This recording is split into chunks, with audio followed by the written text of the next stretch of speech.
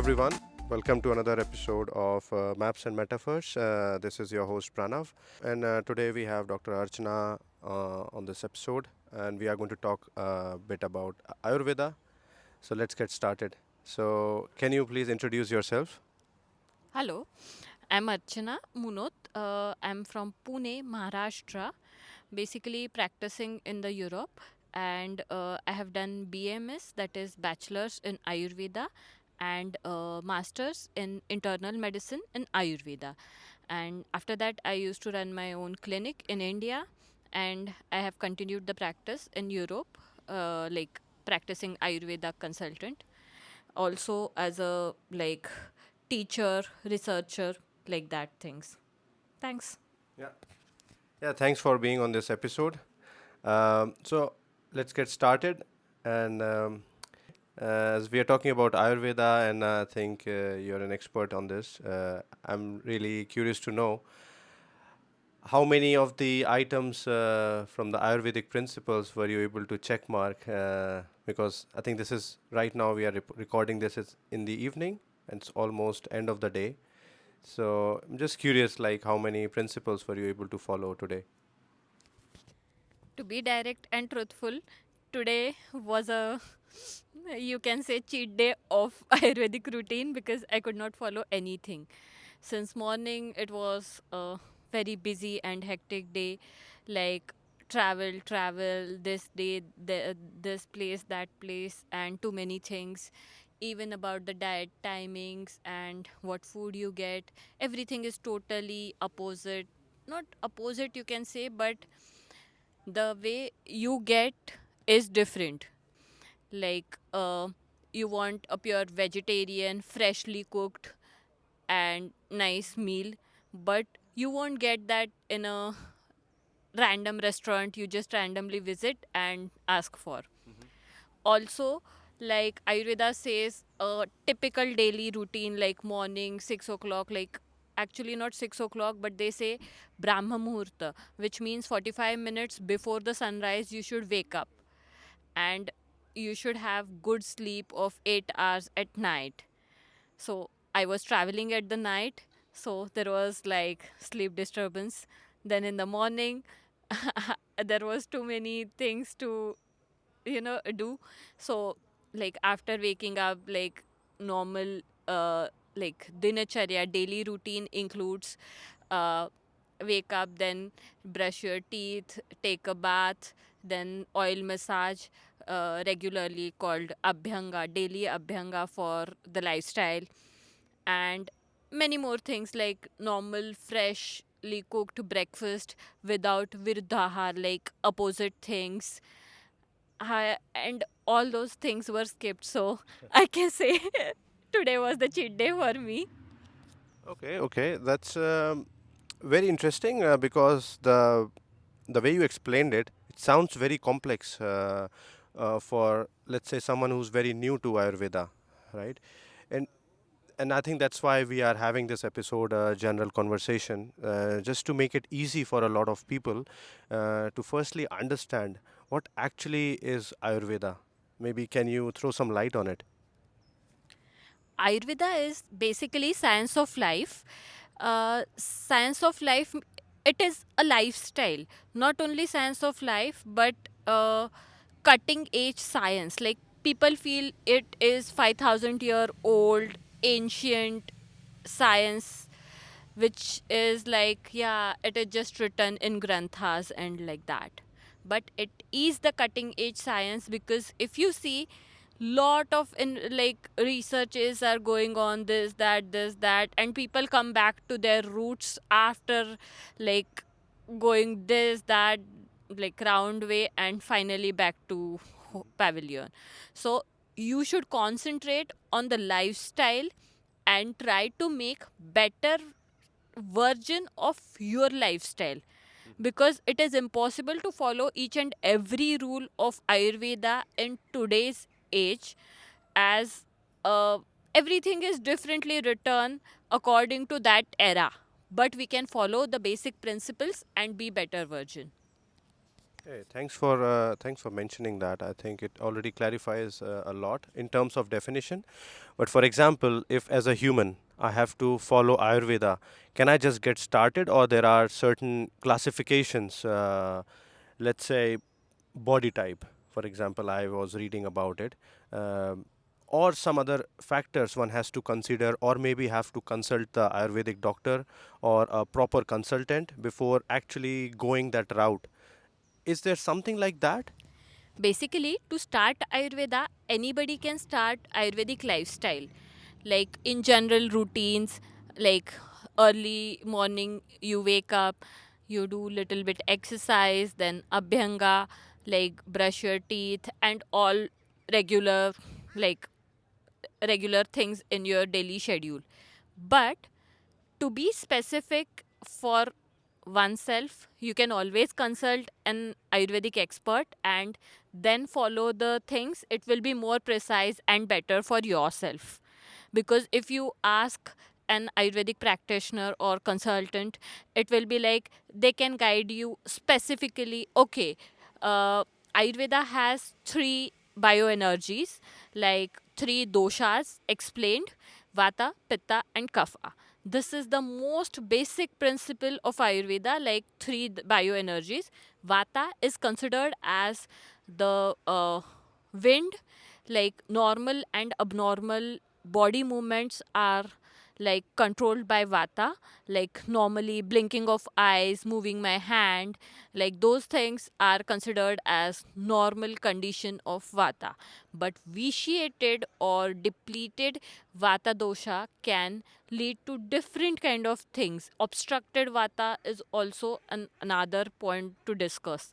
Obstructed vata can be related to constipation, then like depleted vata can cause some kind of like paralysis or something like that, or vitiated vata can cause tremors in the older age people, or some limping movements because of the obstruction in the vata. So there can be multiple things. Sometimes just a noise in your knees or some other joints can also be an example of vitiated vata dosha in that specific joint.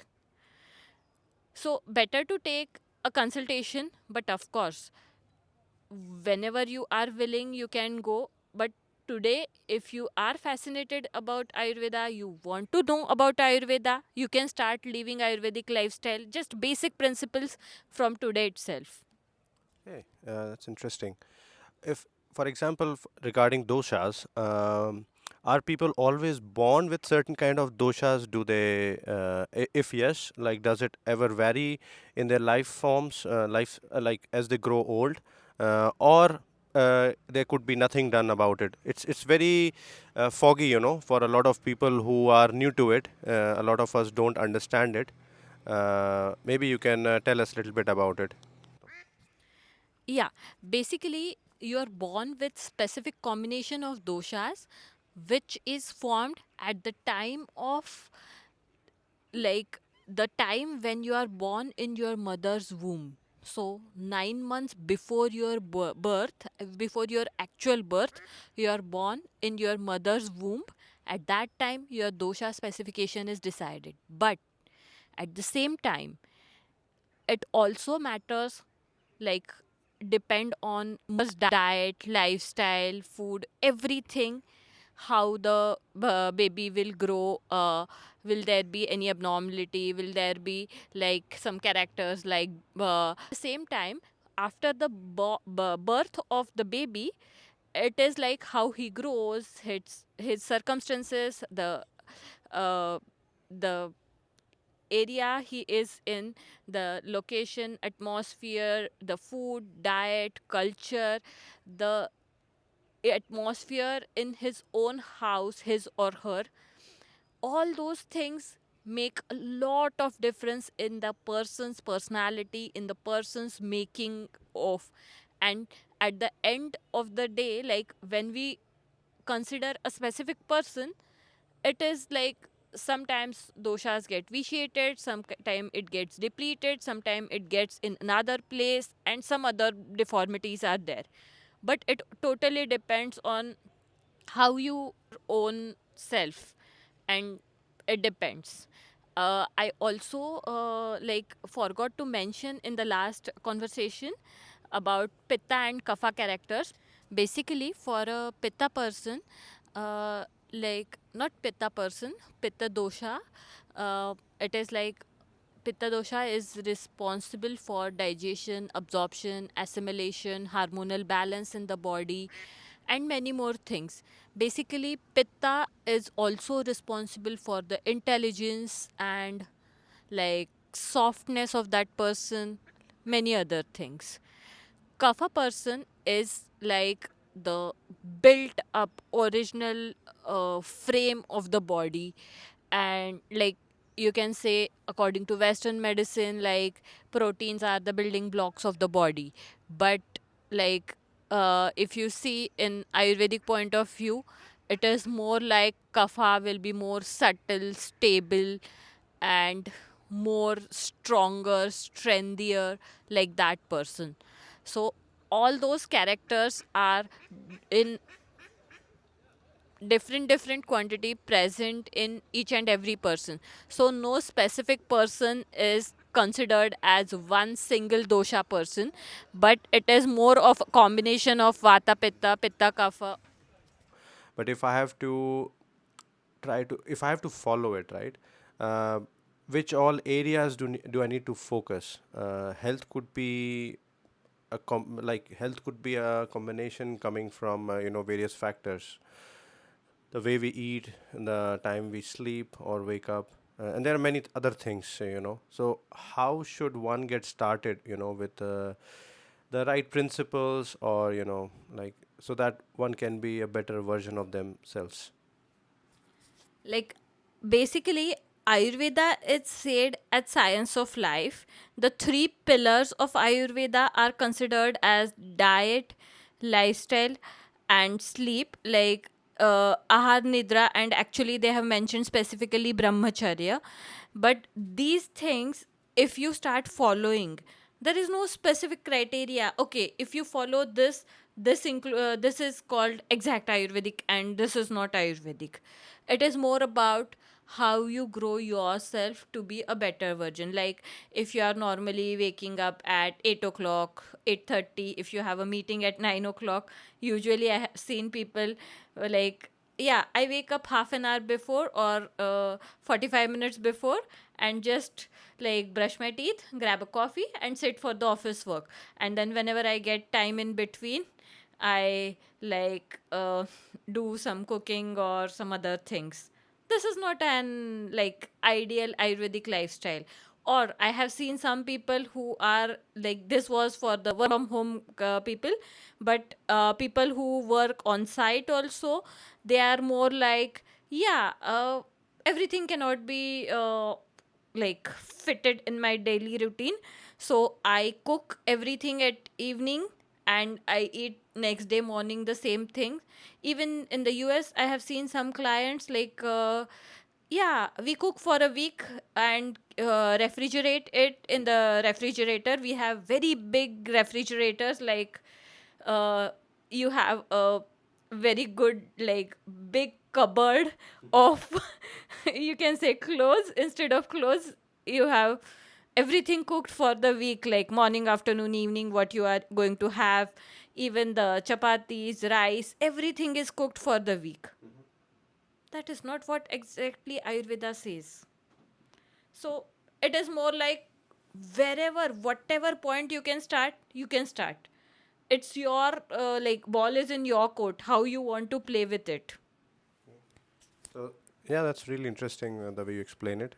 So for example, like if I want to talk about food, and you were saying like you should not prepare it for the whole week. So does Ayurveda say that you have to always eat the fresh food? And okay, that is question number one. But like a following question is, what if it's not possible for someone to afford to have a fresh food every day? Uh, I'm talking about like some geographies which could be like colder regions. They have to store their food, or maybe going back in 200-300 years back, when there were no refrigerators or no artificial methods to do some farming, Like it was very difficult, if someone is going through a hard lifestyle. Or let's say one more example is about people who are governing our country. Let's say people who are in army may or may not be, they can follow those principles all the time. For example, only about food. What will be your answer to such kind of things or such kind of scenarios? As much as possible, try to eat healthy. If not possible, that's okay. You cannot force yourself to fit in each and every a box kind of thing. You cannot fit in the box outline. You have to try to accommodate in the principles of Ayurveda. It says the Ushnam Snigdham Atravajirne Virya Viruddham Ishte Deshe Ishte Sarva. Like there are too many things. I just tried to explain you in the Ayurvedic exact words to make you understand. Yeah, it is mentioned in the granthas itself. I'm not telling from my own mind because I'm an Ayurvedic doctor or something like that. Like just be a normal human being. But Ushnam Snigdham, which means Ushnam is warm food, Snigdham is anxious food with ghee, butter, like that things. It should not be too dry. It should be like easily palatable. It should not be too extreme warm or extreme cold. But Shunam Sikdam Matravajirne. Matravat is like you should eat according to the quantity. Sometimes I have seen people, okay, I like rasgullas. Rasgulla is basically an Indian typical sweet which many people like. So people eat just 25 rasgullas and next day they are like, and ma'am, it was too much indigestion. I'm not feeling good. This, that. But that is not the thing, should be taken like whenever you are eating sweet should be like taken in a quantity mentioned. It should not be like you can make your dinner with the only like rasgulla or any sweet. It should be quantity for everything, like all six rasas, like sweet, sour, salty, pungent, all those, like there are six rasas mentioned, and all those tastes, like basically rasa means taste, and all those tastes should be equally and balanced in the lifestyle. If you eat too salty, your hairs will be like prematurely graying. Then too much hair fall can be seen. If you are eating too much chips or like that things, then also you can see the similar kind of things. Also you can see your spectacle number increasing if you are eating too much salt. From like people, some people have habit just to add black pepper and salt in each and every food, just as a sprinkling habit. But that is not a good habit. So each and everything according to Ayurveda is planned. As you rightly asked, if you should store the food for the next week or because it is not possible to cook, but I would cross here you, like it was not like in ancient time Ayurveda was written, and at that time also people used to prepare fresh food. It is not like it is impossible to prepare fresh food. And it is more like you have to decide what you want exactly, healthier lifestyle or wealthier lifestyle. Sometimes people spend their health to gain some wealth, and again the reverse circle is there. The wealth is spent to regain the health, which is not always possible. So it is impossible.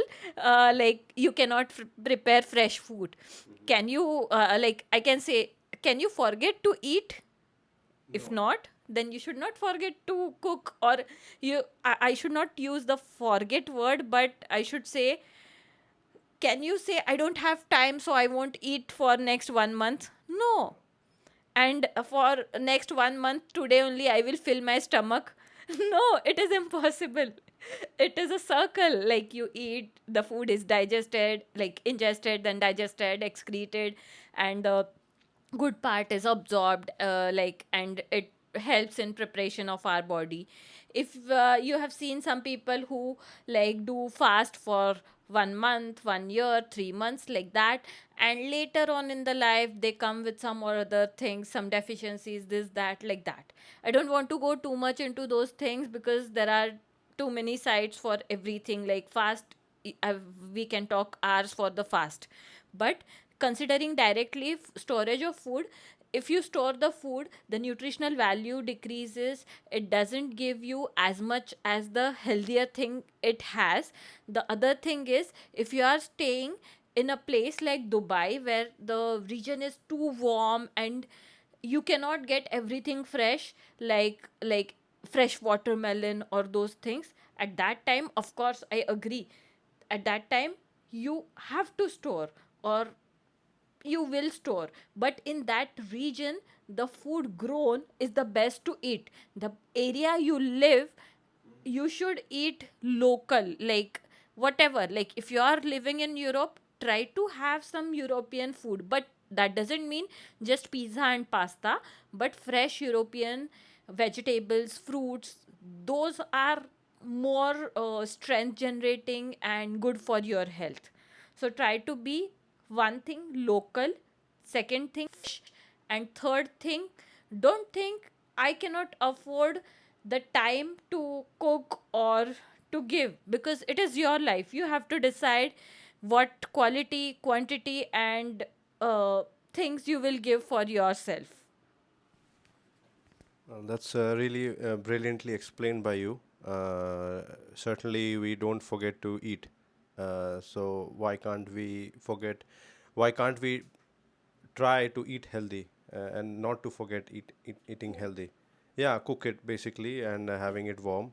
So that's really interesting. I think we will go and unwind these layers, one by one, because I think this is not that simple as it sounds. But I think it's also important to not get afraid from its complications or complexity. It is just because you cannot really fit it in some certain kind of a box. It's has layers, it has complexity, and it is because that's how the life is in general, right? And Ayurveda also talks about the lifestyle itself, and in general, if you see, every individual is also different, geographies are different, but I think we'll go to the length and breadth of those one by one. But really, this is very insightful already, because we were already focused more around the food right now. But before we hop or like go to the next question that I'm having in my head, I would like to ask, what do you think in the current times when you were mentioning people are not able to control? For example, if you are eating too much of rasgulla or maybe some delicacy that you prefer or is fond of, is your favorite, you really cannot resist. On the other hand, like, you are using too much salt and pepper. Um, why do you think, like, in the current times, we are not able to listen to our body? How much do we need and when should we stop? Like, is there something that is going wrong in our practice, in our daily practice? Ayurveda has principles like three doshas. Doshas means not something wrong in you, but the bioenergies in your body, like vata, pitta, kapha. Similarly, mind, manasic doshas are there: sattvic, rajasic, tamasic. So, all three things like vata, pitta, kapha, and sattvic, rajasic, tamasic should be explained. I'll explain like a line for each, so you get little bit idea. Of course, it is impossible to explain everything. Vata is more responsible like for the normal and abnormal body movements. Like if you consider normal vata, it is responsible for movement of hand, the speech, the movement of legs, walking, running, cycling, everything. If you consider abnormal vata, it can be vitiated, it can be depleted, it can be obstructed, or any other form. But to specify, if it is obstructed vata, it can cause constipation or sometimes bloating in the stomach and uneasiness. If you see depleted vata, it can be because of the decreased vata, the speech of the person is hampered, and then it is called muk muk, min min, like that things where people cannot talk with like clarity. The words are spoken um, like that things. The words are not clear. And if the vata is vitiated, it can cause like tremors in the old age, or like some other things, like sometimes like too much blinking of eyes, like that things, drooping of the eyelid, many things. Coming to the pitta, pitta is responsible for digestion, absorption, assimilation, hormonal balance, like endocrinal balance, and many more other things like intellectual things and related to memory, like those things. Kapha is more subtle, helps in strength. It is like body structure. It gives more core of your body. But if you consider a person, anybody, like even if I consider Pranav, he is made up of all three doshas. You cannot consider a person with single dosha. Yes, the doctor said I am a vata person. That is not the answer. Actually, you are a combination of vata, pitta, kapha, but there is dominance of vata dosha in your body, so you are considered as a vata dominant person. Sometimes it is vata pitta dominance, so it is like that, like vata and pitta is dominant, but vata is more, then secondary is pitta, but kapha is very less in quantity. But no individual you can see without like only with single doshas. And nowadays in the Kali Yuga, all people are with three doshas. In Sattvic Yuga, like ages ago, ancient, when rishis and people were like, when they say something, it happens. Like those eras, it was like yeah, people can be with single dosha and like those things. But nowadays, it is not possible. Coming back to the other question, like is it possible to be like he asked a specific craving, like I crave for rasgulla or any other sweet thing or anything like that. For that you need explanation of sattvic, rajasic, tamasic, like mind doshas, the bioenergies of mind. Sattvic is more towards the like truthfulness, uh, like toward the very subtlety and normal. Even like if a person is sattvic person, even if he has like anything in the world, he will be on his toes, he or she. I don't mean to say any gender bias, but just to pronounce it, I will say he or something. But it is more like sattvikta is the thing in that person in general. You can see that sattvikta even if I like eat something, like I ate an ice cream and I just throw the like the cover on the road and I'm going.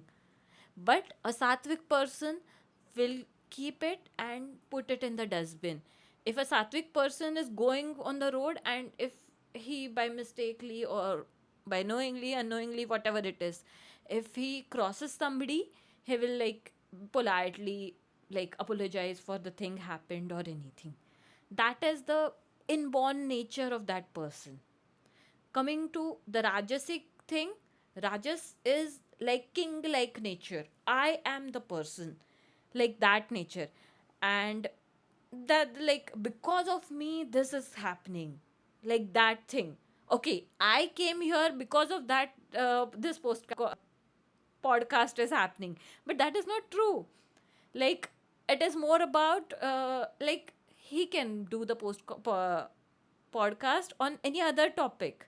It is more related how much you give importance to like yourself. Rajasic people are more self-centered people, and tamasic is like more like like a cover on you. Like tamasic people are the people who will like I should not stay in this characters, but it is like this, like more sleepy and more tired and more negative about things.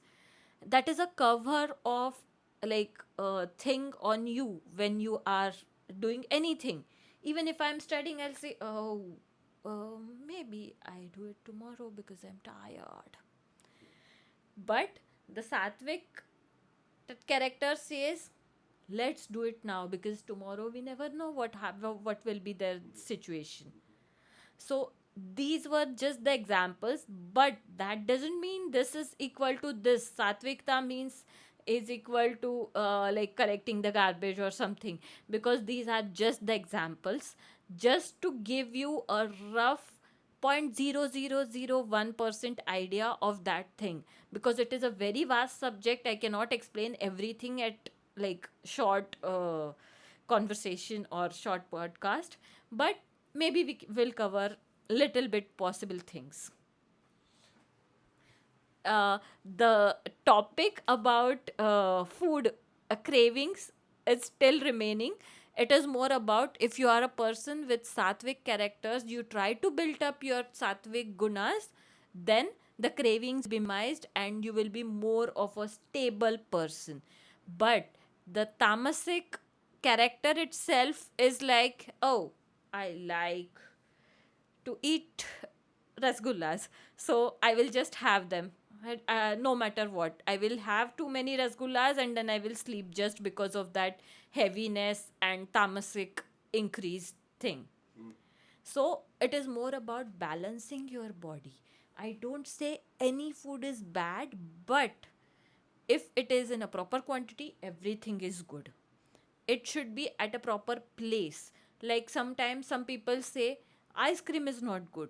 No, it is not like that. Ice cream also is good, because sometimes when you like it, for the mind, you should eat something which will give happiness to your mind. At that time, the ice cream is good. So it is more about how you consider that specific thing. If I consider X person is very bad, but of course, in some people's mind, he will be good. Similarly, food also plays similar role. Nothing is bad or nothing is very good. It is more about how you use it, how you apply it in your daily habits. Yeah, I think this is very much related to characteristics, right? A person has, they could always shift. I think one can, so let's say if Sattvic is very healthy, Tamasic could be very not so good for the daily practice. But still, if I like think one thing that maybe you could answer, in the modern times we have moved away from our ancient habits in some or the other way. It's just like you have to have convenience of things, and a lot around us is in a certain way. I also observe a lot of times we don't have a very close connection to the food. If I say it in the physical world, if you have something in your plate, unless you're touching it, you won't be able to make a connection with the food. So, for example, most probably, if you're eating a rasgulla, you'll be eating it with the spoon, let's say, just to maintain some hygiene. You can also eat it with your hands, but maybe you're taking one big scoop, and maybe the sensory organs that are on your fingers, or the sorry, so the fingers themselves are sensory organs. So, uh, and those sensors are not able to process it properly, and the brain is still just understanding the signals from the stomach, but maybe not from the hand. I think that is this is a more appropriate explanation for warm or cold food, but I think maybe it has some relation to someone overeating a rasgulla. If we are not looking at the characteristics that we talked about, sattvic, rajasic, and tamasic, if we just look at something plain, where your brain has to say, okay, enough, this is enough, you should not eat anymore. Do you think like what I just mentioned is to some extent relevant in this case? It is relevant, but to brain to work in that way, that nature sattvic is the baseline. The sattvic nature provokes the brain to be a subtle person, to be a normal person. And one more thing, the fingers, not the fingers, but the skin is the sensory organ, and that touch of the food makes it more, more better to digest, and many other things. But when we eat with the fork or with the spoon or something, it is more about like everyone has their opinions about the hygiene, and then somebody says if I'm working I want to use spoon, like that things. It is more about like your habits and your things. But the quantity should be better, the place should be pleasant, your mindset should be happy when you are having your food. There should not be negative thoughts and things and many more. I think I could then say maybe it's more important to train your brain Yeah. that way, right? To have that discipline in general, have an understanding. And also, I think that's why we are talking about it, just to have more awareness, be spread Yeah, more. but it should not be a compulsion on your brain. Like, I can eat just one rasgulla, then lifetime you will be craving for the rasgulla, because if I see, yeah, I can see one rasgulla and I can have that because I can get just one rasgulla at a time. That is not a thing. Sometimes you should have some cheat days to enjoy the things. It should not be compulsory and very strict box like routine for yourself. Robotic routines are not for human. Robots are there for the robotic work. I think that's really an interesting point because a lot of us, when we try to follow Ayurveda, we become very stressful about our every action because people give up after a while. Also, in this process, so it's first and foremost very important to keep it easy and firstly go step by step to what suits you and definitely have a plan, have easy things first, when you are starting the practice so that you can actually follow and have a routine. Also keep training your brain in a certain way, but like at the same time you have to keep a fine line where you don't get too crazy about it or very stressful about it, right? So that's another very important aspect to remember because I myself, when I read the books about Ayurveda or try to take some lessons online, I'm not an expert for sure, and but I try to implement parts of it here and there. It gets a little bit too foggy, in the brain, and that's why it is very important to discuss because it's just not me, but I think a lot of people who could be able to, associate with what we are talking about, and that's why I think it would be very important to have those points covered in this conversation together with you. A person born with specific doshas are like their own like prakrit doshas, and you cannot change that. Of course, with the time, with the surroundings, with the atmosphere, with the diet, lifestyle, many more factors like dusham desham balam kalam analam prakritim vaya, like many things are there. Your age, your occupation, many things. These things make change in the doshas, make change in your personality as you grow up. But at the same time, you have some base, core base. Like, some persons are very sensitive by nature. If Pranav says, I'm just giving an example, this is nothing related to him or me, but if he says, you what, you're talking nonsense, I'll feel, I am so much sensitive. There will be water in my eyes. Like, why he told me like this? And that sensitive nature is since birth. I try to change it, but I cannot change it. So there are some particular things about a specific person, and you cannot change. And I think you should not force somebody to change them also. Let them be the way they are, and they will nurture in their own way. They will bloom their own way. That is the character of your, like, that's what we say. The person is blooming by itself. Like, for example, if you want, like, tulip bloom in specific season like March, April, May. You will get all kind of tulips. But even if I try to grow the tulips in July, August or September, I won't get tulips, because it has certain time of time of the year, also certain specific, like rain, sun, and water, many more things. Like that also, human also grows with certain things. Like for a plant to grow, you need those things, but human grows needs need many more things like exercise, like good habits, like playing, having little bit fun, relaxation, as well as study, as well as being an all-rounder is a very difficult task, but that is what needed in today's era. And to grow in that way is a difficult task. Coming back to the point where your doshas are uh, like born, basically at the time of conception in the mother's womb, when the like fetus is born, at the same time with the birth of the fetus, there is specific characteristic, specific dosha development for that specific fetus, and this is called the dosha of that specific person.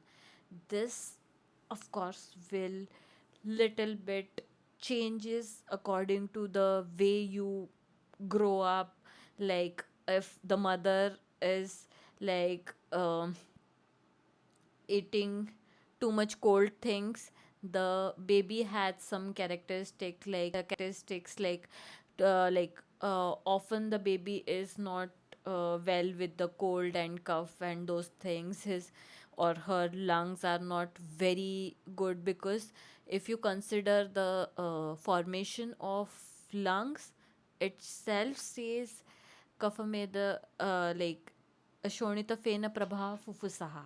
So, like, if you consider in that way, each and every organ develops in that way. Not only the mother's womb, but even after the birth of the baby, you cannot keep him in a specific square bracket like, yeah, wake up like a robot, morning 5 o'clock, do 5 to 6 yoga, 6 to 7 this, that. You cannot. Let him grow by the way he is, but try to make little more better habits that will be a better version of the child itself. You cannot control everything, because if you try to control, then there will be no life, it will be a robotic I don't know what to say, but robotic version of human. Yeah, I agree. I think a lot of us do it in the current times like that, which unfortunately has consequences. Having basic rules for life is very good, like for the child to teach them how the basic rules of life are necessary. You should have good timetable for them, but I mean to say, don't overburden them on things. Like sometimes I see some child is crying, and the mother or father are too much like forceful about their opinion. No means no sweet, no means no ice cream, no means no chocolate. It should not work in that way, because the child will crave for that specific ice cream or chocolate or anything it might be. And then the child growth will be in that way only. Okay, chocolate is bad or Maggie is bad. Of course, it is bad. They should understand, but they should understand it wisely, not with a compulsion and things. They should like we should teach them, but we should not overburden them. There should be rules, but that should not be overruling, like a king is ruling his kingdom and you are the puppets under him. It should not be like that. Okay, that's good to mention because I think the first important thing then I can take it as a takeaway is that one should keep it very easy, Yeah. but at the same time have understanding of what's around you and Yeah. be a part of everything that's around you. Don't try to overfit or underfit into it. Yeah, try Right. to understand just basic rules. Don't try to go into too much deep, but basic rules. And of course, if a specific condition is bothering, you have to be strict with yourself to avoid that condition, because that condition is because of overdoing something. Like if pitta is aggravated and still you are like, I like sun bath, like many Europeans say me today nowadays. Yeah, but August is the only season I get sunbath. So I like to sunbath, and after doing the sunbath, they are like, yeah, now there is skin burn. There are some other skin issues. Some are having cancer and some other things.